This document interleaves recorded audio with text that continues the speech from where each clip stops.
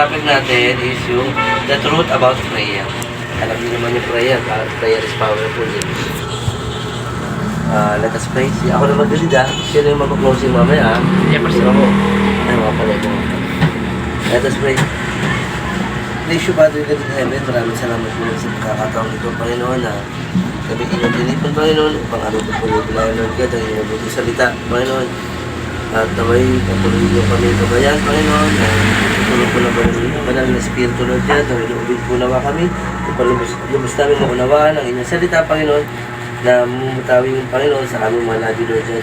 Panginoon, sa mga oras na ito, Panginoon, kami patuloy na nagpupuwi sa iyo, nagpapasalamat, Panginoon, na muli na naman, Panginoon, ay may soul po na win, Panginoon, ng mga kabataan ito, Lord God, na patuloy po kami makapag-win ng soul, Lord God, patuloy po kami makadala sa inyo ng kaluluwa, Lord God, sa inyong kanan, Panginoon.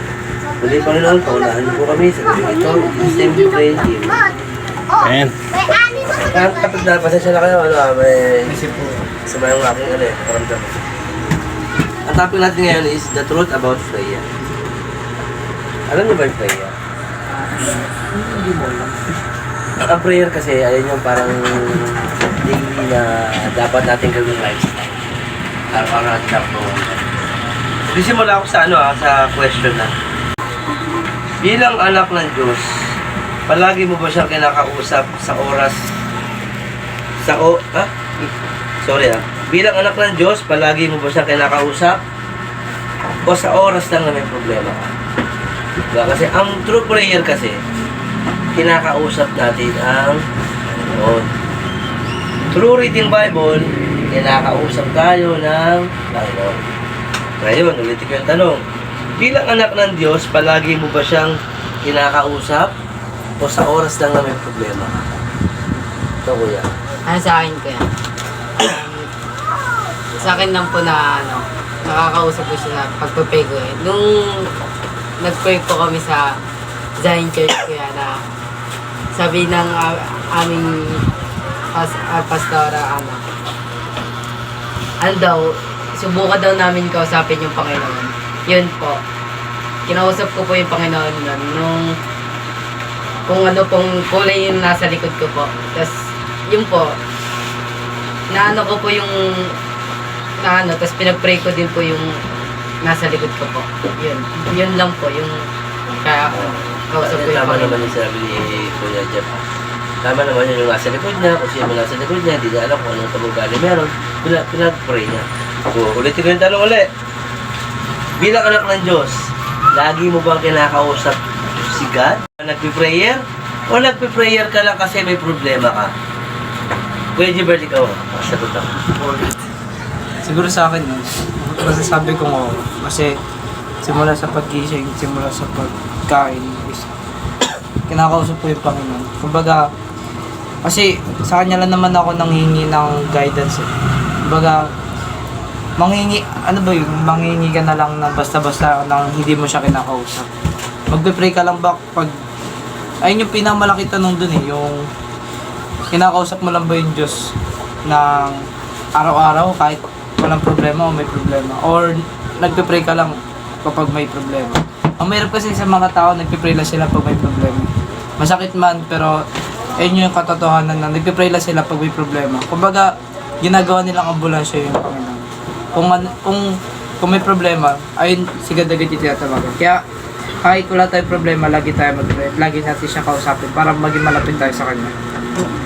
Tama sabi ni Kuya Gilbert. Pag nag-prayer kasi, hindi pwede mag-prayer ka lang kasi may kailangan ka. Kumbaga parang parang isang anak na lagi natin kinakausap yung magulang natin, yung tatay natin, di ba? Hindi pwedeng nasa loob tayo ng tahanan natin, kakausapin mo lang ng tatay mo kung may kailangan sa tatay mo. Di ba? Hindi, dapat, tayo, kamusta ka na? Kung sa trabaho, kung gano'n. Like Christ, pag-pray mo kasi, Lord, salamat sa buong maghapon. Tandaan nyo yung pag-pray, hindi yan lagi pag-hingi. Magpapasalamat. Ngayon, dating ka? Harap ko sa iyo yung camera. Harap ko nakikita ko. Hawak ako ng camera. Si Jim. Bilang anak ng Diyos, palagi mo bang kinakausap si God? O tuwing may problema ka lang? Sa akin si laging nakakausap kasi sa tuwing gigising ako or matutulog ako, lagi akong humingi ng gabay sa kanya. Lagi ako nag-pray. Kahit sa pagligo, sa akin sa pagkain. Siyempre lalo na pag papasok ako, siyempre sasampa ako ng motor, lagi akong humingi sa kanya ng gabay. Sana gabayan niya ako sa lahat ng oras at player niya ako sa kapamakan, pati ng aking mga pamilya. Ang sabi ng Pedro, pag-gising mo, pag-iinom, pagkakain. Kasi gano'n talaga dapat eh. Sabi nga, di ba, every gising is a blessing. Pag-gising mo pa lang, pagmulat pa lang ng iyong mata, Lord, salamat sa buhay. Ako'y nandito pa. Diba? To, baka may nagagawin ka. Sa akin lagi ko siya kinakausap. Araw-araw. Especially kapag meron kang gagawin. Sa lalo kahit naglalakad ka lang, wala namang pinipiling oras yung pagdadasal. Lalo na kapag may gagawin ka, kasi para sa yung successful na ginawa mo sa araw na to kung hindi mo naman itinasa kanya. Kaya dapat doon, kailangan laging may guidance ni God. Tapos in terms of trial, para sa akin, especially din yung paghingi ko sa kanya ng tulong. Kapag meron akong problema, isa na doon yung yung kahit simple lang na pumikit ka lang, sana gabayan ka niya sa pagsubok na dinadaan mo ngayon. Kasi wala naman siyang hindi binigay para sa iyo. Pagaya nung para may nabasa ako dun sa trials ni King David. Walang katawa-tawa sa kwarto niya, doon lang siya sa sulok ng bahay niya, nag-isa lang siya. Kasi sinusugod yung empire nila parang ganun yung wala namang pagsubok si Papa Jesus na hindi mo kayang gawin. Pero kailangan mo lang talaga guidance niya. Kasi para sa yung successful na ginawa mo sa buhay mo, hindi lang sa araw na to, para sa susunod na for the future, kung hindi mo naman hiningi sa kanya, wala kang guidance. Ayun ang kaya importante doon, kahit naglalakad ka lang, kahit uminom ka nga lang ng tubig, thank you God, nakainom ako ng tubig, nakalangkap ako ng hangin, thank you God kasi nagising ako. Ayun yung mga daily bread na kailangan natin gawin. Diba? Ano ko lang, share ko lang sa'yo. Yan. Yan siya si Gilbert. Higit na Bayo ko to, bayo ko. Salamat ko. Yan, maganda yung sinabi ni Kuya Toto nyo. Totoo naman kasi yun. Kasi yung iba kasi, di ba? Kunyari, may problema. Lord, alisin niyo yung problema ko. Lord, alisin niyo yung sakit ko. Yun ang maling prayer. Para sa akin, maling prayer. Dapat doon, Lord, patatagin mo ko para malagpasan ko itong problema. Diba? Lord, para lahat ng ito'y malampasan ko. Yan. Kumbaga, hindi ka mag-prayer kasi gusto mong mawala lahat yun. Diba? Gusto mong mag-prayer, gusto mong kausapin si God para mas patibahin ka pa niya. Para lahat ng pagsubok is malampasan mo. Tsaka, ito ba kuya? Sige. Meron mga common prayer yung tinatawag. Ba't kailangan, parang si topic natin ng last, diba? Ba't kailangan mong mag-pray para sa mga financial good? Hindi mo kailangan Yes. diba? Kailangan ko ng para makabili ako ng gamot ng tatay ko. Hindi. Totally healing ang kailangan mo. Sana makapasa yung anak ko. Ba't kailangan mo makapasa? Sana top notcher siya. Kailangan mo yan, diba? Ayun yung mga importante natin yung pag humiling ka, sagarin mo na. Kasi yung mga common prayer nandiyan na yan. Pero ang pinaka-special dun, kung mananalangin ka, araw-araw, kailangan kung may gagawin ka na isang bagay, kailangan lagi ka manalangin, lagi mong itataas ka agad sa kanya. Kasi yung successful mo sa buhay, yung mga nagawa mo, baliwala yun kasi wala naman guidance niya. Para saan? Diba? Kaya kailangan, lagi natin tandaan, sa puso natin, lagi tayong manalangin. Hindi lang sa pagtulog, hindi lang sa pagkain. Araw-araw kung ano gusto mong gawin, taas mo agad sa kanya. Para maging successful ka sa may gabay niya. Diba? Hindi yung naging successful ka para sa iyo lang. Para sa inyo, wala. Kasi wala naman guidance. Ayun para sa akin. Kaya totoo nyo ha. Igutuhan ko yung sinabi niya. Totoo yun. Kunyari ka, bilang estudyante ka, exam nyo, mag-pray. Ang ginawa mo, nag-test ka muna, tsaka ka nag-pray. Hindi pwedeng baguhin ni Lord yung sagot mo. Dapat bago ka mag-exam, mag-pray ka na. Lord, Pag nag-pray ka, na. di ba kuya? Pag nag-pray ka, sana makapasa. Huwag ganun. Sana Yan. top score ako. Tasan mo na kaagad. Diyos yun. Oo. siya ang mag-ano sa'yo eh. Huwag mo sabihin sana makapasa eh, paano kung 1 out of to 20, 10 ka lang. Kasang-awa ka. Kumbaga, Sagarin isagad mo na. Kasi wala Diba? namang posibilidad. Tama, di ba? Diba, alam nyo naman yung mga lagi topic natin before, di ba? Eto lang, oh. Eto na yung pagpapala, nakasaklob lang sa atin. Kikilos ka na lang. Gagawin mo na lang yung mga bagay na dapat na nakakalugod sa kanya. Para ibuhusan yung lahat ng wisdom at knowledge at pagpapala. Diba? Kaya baka may gusto yung dagdag. Ikaw, baka may dagdag ka. Kaya ko lang makita. Ito yung naging ako yan, naging Wala naman maling sagot lahat yan. Lahat yung tama. Huwag kang mahiya. Ikaw nahihiya ka nga. Lakas mong... Yun, nag-iisip pa. Sige. Sipirin mo yan. Konti lang yan, ha? Tatagawin ko na mamaya, sir. Ito kuya, baka may... Ako na lang po. Sige, ka muna ka. Sorry, Pakiulit na lang yung tanong. Bilang anak ng Diyos, palagi mo bang kinakausap si God? O kinakausap mo lang siya pag may problema ka? Ako siya pero hindi palagi. Saka hindi rin kapag may problema ako. Kasi lalo na, lalamog rider ako eh. Nasa kalye tayo. Yes. Bago ako maalis, hindi man palagi pero bago ako bumiyahe, umalis ng bahay, kinakausap ko siya na sana hindi ako ma-aksidente, na hindi ako maka-aksidente, na hindi ako masiraan ng motor. Tapos na makakuha ko ng book, paldo-paldo yung kitain. Tapos pag uwi, malaki man o hindi yung kinita, papasalamat ka pa rin sa kanya.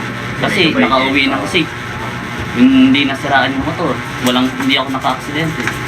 Yun lang. Yun ang pinakamahalaga doon. Kung nakaligtas kang nakauwi. Tignan nyo, ha? Si Kuya, pangalan mo nga, bro? Alfred, Kuya Alfred nyo. Bago siya, si Gilbertan, bago siya bumiyahe, ha, bago sumampa ng motor, nag-pray siya na ingatan siya ni God. Diba? Kaya basta sa lahat ng pagkakataon, lahat ng gagawin nyo, dapat una lagi si God. Hindi pwedeng una yung kaibigan mo, una yung magulang mo, una yung kapatid mo, hindi. Dapat una lagi si God. Tandaan nyo, ha? Ano ko lang pala kuya, si Bro Alfred pala is CGS din yan. Okay. Kaso sa online, ayaw niya kasi ng online, kaya sumama siya rito. Dahil gusto niya ng actor. Yan, totoo naman kasi yun. Iba kasi yung face-to-face. Totoo yan, iba yan. Marami ka na po. Oo. Yan, talaga na, wala tuloy ako, kinat mo. Kapasalamat ko yung nakauwi siya. Yan, di ba? Kasi yung sa ano, yung hindi mo pwedeng unahin yung kapatid mo, hindi pwedeng unahin yung pamilya, magulang, dapat una lagi si God. Tandaan nyo, kasi ito laging, mayroon kasi ako memory verse na Matthew 6:33. Seek first the kingdom of God and His righteousness, and all these things shall be added unto you. Ibig sabihin, unahin nyo ang Panginoon at ang kanyang kaharian, at ang kanyang salita, at ibubuhos niya sa iyo ang masagang pagpapala, lahat ibibigay niya sa iyo. Yan, tandaan niyo. Kasi, hindi naman pwede pag inuna mo yung nanay mo, bibigyan ka ng blessing ng nanay mo. Hindi. Kasi, sigad pa rin yung magkikilos para bigyan ka ng blessing ng nanay mo. Sigad pa rin yung kikilos para bigyan ka ng blessing ng kapatid mo. Kumbaga, papadaanin sa kapatid mo, ibigay sa'yo. Papadaanin sa nanay mo, ibigay sa'yo. Papadaanin sa kaibigan, papadaanin sa'yo. Kaya tandaan niyo mga kuya, laging unahin niyo si God. Kahit saan ng aspeto ng buhay, si God ang unang dapat, ha? Ay, ikaw. Hindi ako po. Balas ng ano ko po, player. Nabanggit niyo na po. Oh. Wala yung number 1 ko pong piniplay lagi kay God. Is yung kapatawad ko yung mga nagawa kong kasalanan sa about sa family ko rin po. Yung mga nagawa nila. At di po sila pray sana po kahit lang tayo mapatawad. Totoo yun, ha? Kasi the best yun, yung nag-prayer ka, hiningi mo yung kapatawaran, yung pagsuko. Maganda yan. Tapos, ito pa pala, no? Sabi, hindi, kaya mo lang. Hindi, totoo yun, yung pag-prayer yung pamilya mo. Ayun, naalala ko na. Pag-prayer din natin yung mga pastor natin, yung mga leader natin, yung mga church natin. Yan. Kasi alam nyo, dyan tayo na-develop. Dyan tayo nag-grow. Sabi nga ni Pastor Sam ni Rami, kung ano man yung religion mo, sino yung pastor mo, sino yung leader mo, pag-pray mo yan, mahalin mo yan. Kasi dyan ka nag-grow. Diba? Kasi, tandaan nyo isa pa, walang relihiyon na nakakapagligtas. Kahit sinong relihiyon yan. Ang nakakapagligtas, bukod tanging ay si God lang. Yung relasyon mo sa Panginoon, yan ang dapat mong palalimin. Saka kung Kumbaga- sa, ano naman kuya, kung sa family nyo naman, ikaw yung lumalago. Sila, hayaan mong kumilos sa'yo si Papa Dito. Yes. Ikaw ang magdala sa kanila. Papunta doon kay Papa Dito. Ako, tignan nyo ha, tignan nyo ako. Nung kompleto pa yung pamilya ko, dati dalawa lang kami ng misis ko. Sir Group, dati Bonfire, online sa bahay.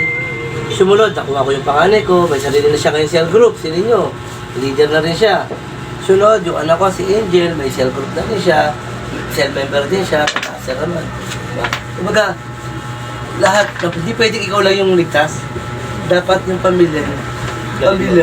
Dali mo lahat, hindi pwedeng ikaw lang. Diba?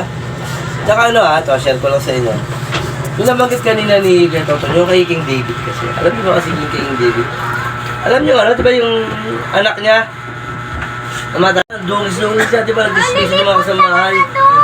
Nag-dismiss yung mga kasambahay na, paano pa kaya pag nalaman niya pati na yung anak niya, ganyan, baka magaliw na, ganito. Pero nung narinig ni King David, yung kwentuhang yun, tumayo siya. Bihis, kumain, nagbihis na matanda, at muling tumayo.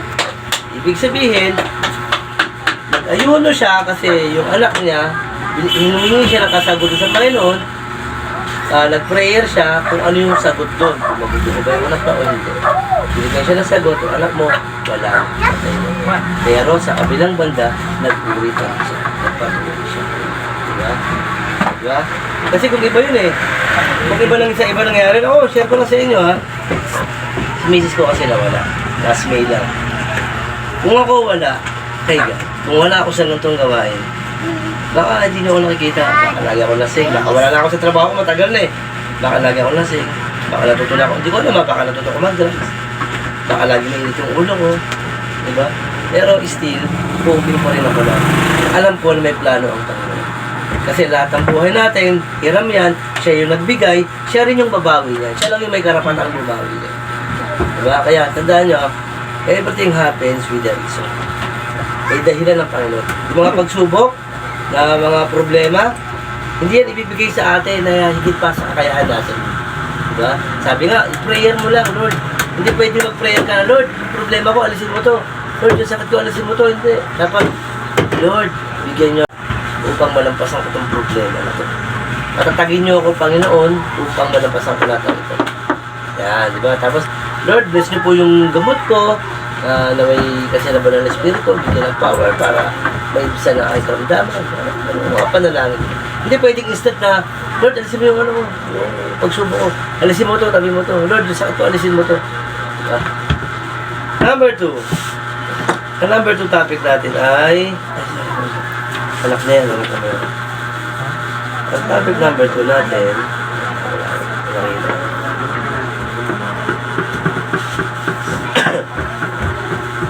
it reveals that you have faith in God. Ito, it reveals that you have faith in God. Sa tanong ulit tayo. Pangalawang tanong. Saan ang pangalawang tanong? Mahirap ang malabong natin. Higit po. Number 2. Maaari bang tumibay ang pananampalataya na walang regular na prayer life? Ulitin ko maaari bang tumibay yung faith mo? Maaari bang tumibay yung pananampalataya mo kung wala kang prayer life? Kung hindi ka nagdadasal.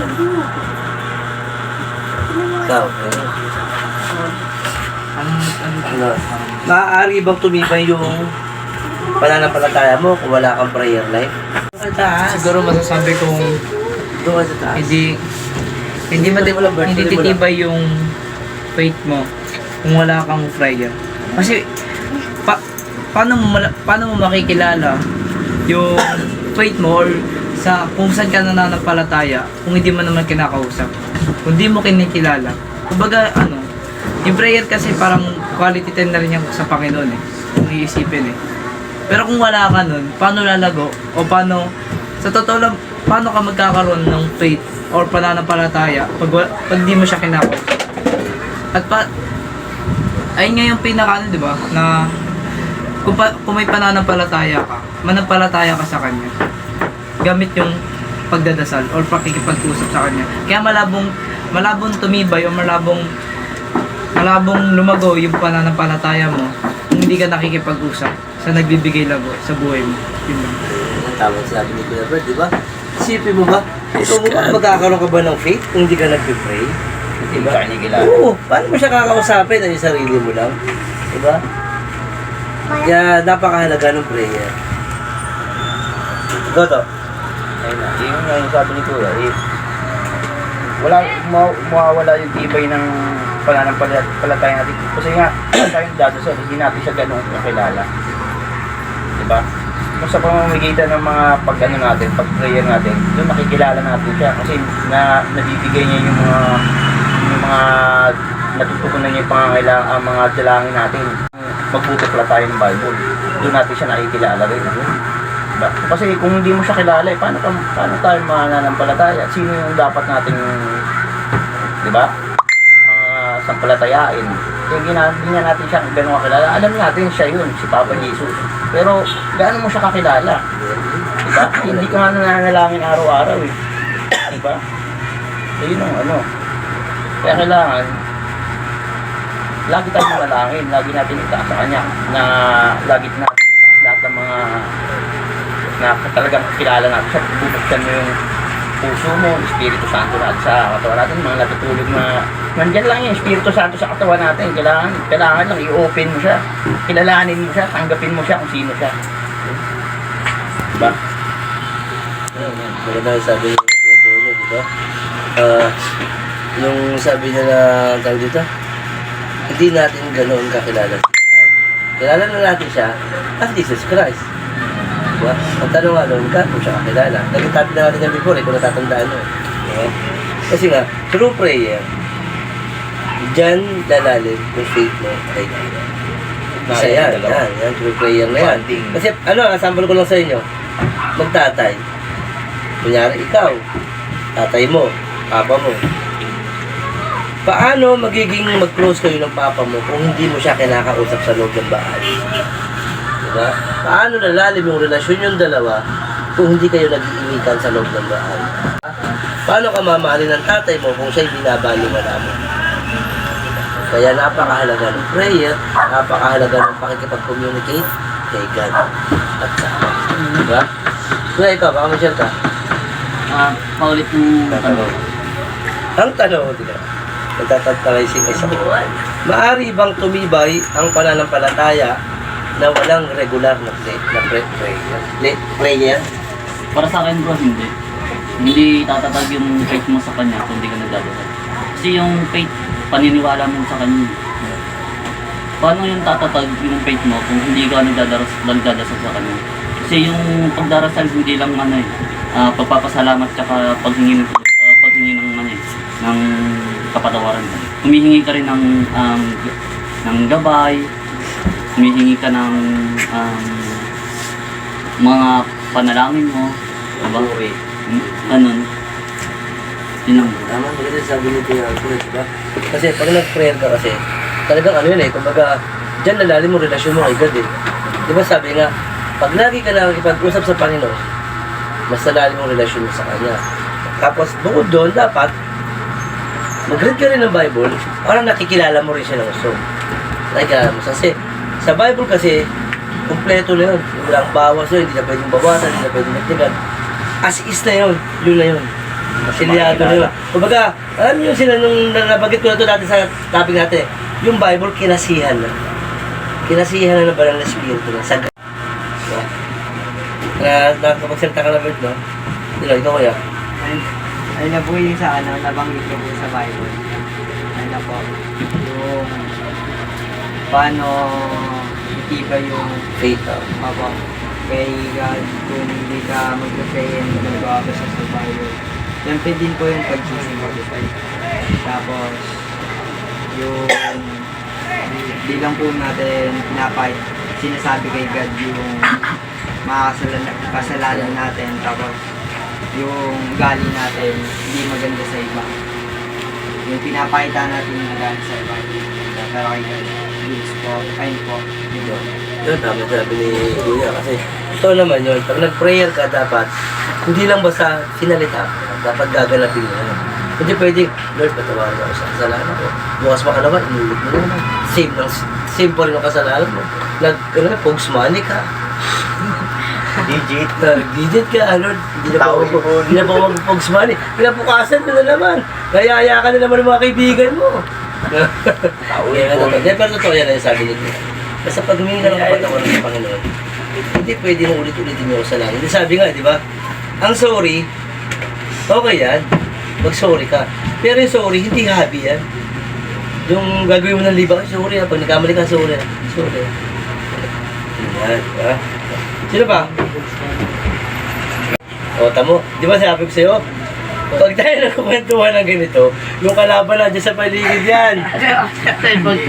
Gagamit ang kasama yan para guluhin ka, mawala ka sa presensya. Binubuluhan ka ni Taning. Malay mo, si Kuya Kenneth ginagamit na para magulo ka. O bakit ka ginagamit? O kaya ginagamit ka para magulo si Kuya Kenneth. Di ba? Taboy mo. Ayan, pero totoo yun, basta tandaan nyo lagi. Sa ganitong pagtitipon kasi, di ba sabi nga, si Jesus Christ, si God, is 24/7 niya nagtatrabaho yan. Ang kalaban, 24/7 nagtatrabaho yan. Yung kalaban niya, kabisado ang Bible eh. Kabisado yan eh.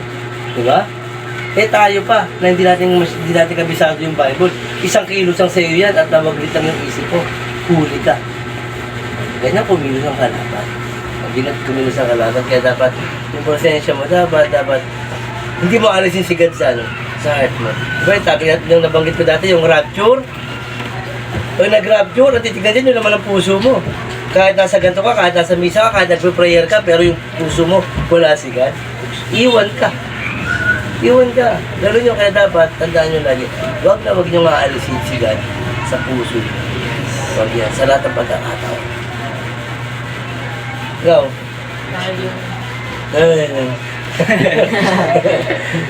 Ikaw, Jeff. Ano?